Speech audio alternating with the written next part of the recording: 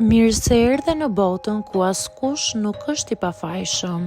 Sekrete shqiptare, vendi ku rrëfimet më të thella, më të ndaluara dhe më të pathëna të shqiptarëve marrin zë. Na bëni subscribe për histori të ndryshme.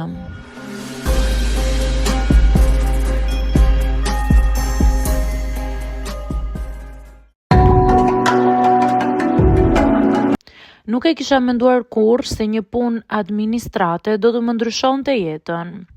Isha vetëm një vajzë 27 vjeçare që kërkonte stabilitet, një pagë të rregullt dhe një vend ku të ndihesha e vlefshme.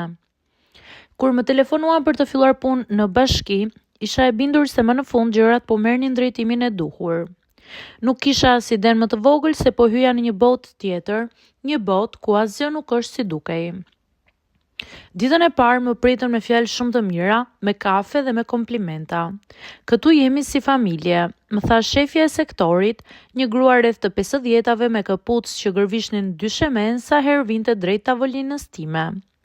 Por gjërat ndryshuan brenda ditës së parë. Sapo shefja u largua, një kolege më pa drejt dhe më tha: "Shiko shumë dhe fol pak, dhe më e rëndësishmja mos i beso asnjë njeriu." Qesha nervozisht, por brenda barku më ngurtësua. Nuk e dija se ajo fjali do të bëj udhëzimi im i mbijetesës. 3 ditë më vonë, ndërsa rendisja dokumentet, pash një dosje pa numër protokolli. Gjante e vjetër, e grisur, sikur e kishin hapur 100 herë. Brenda kishte kërkesa për leje ndërtimi të refuzuara, por mbi to kishte shënime me stilolaps. U zgjidh, partneri jep okejn, mos e protokollo. Nuk po kuptoja gjë. Pse një dosje që duhet ishte refuzuar ishte në tavolinën e shefes me shënimin u zgjidh?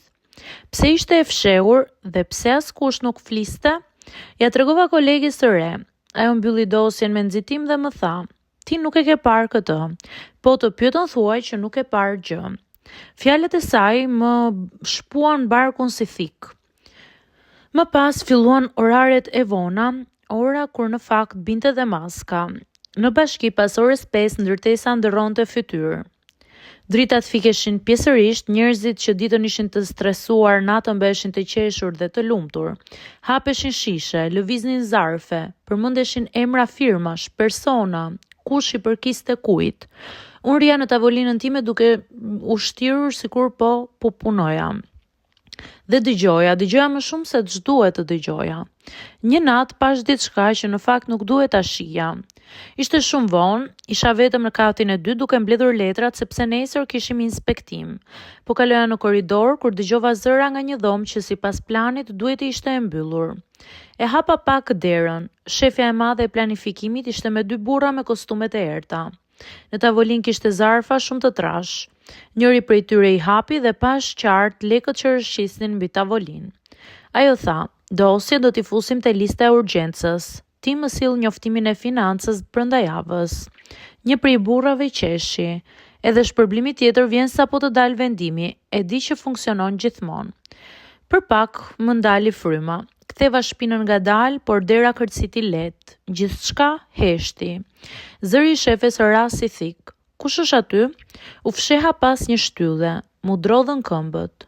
"Kush është?" bërtiti ajo. Hapa t'u afruan drejt derës. Mendova se do më zbulonin se dhe kisha mbaruar në atë moment. Por një koleg doli nga tualeti dhe bëri zhurmë. Hapat u ndalën qetësisht.